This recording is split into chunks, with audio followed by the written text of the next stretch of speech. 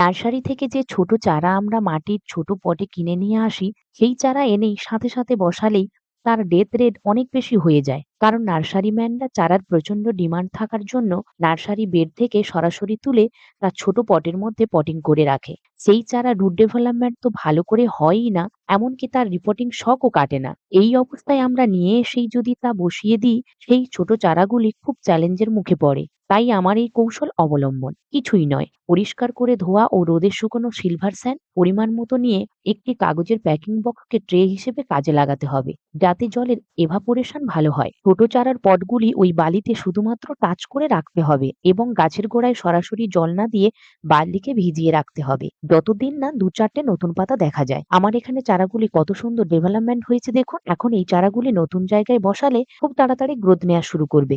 এইরকম ছোটখাটো কিছু গুরুত্বপূর্ণ ইনফরমেশনের জন্য চ্যানেলটি সাবস্ক্রাইব করতে ভুলবেন না কিন্তু।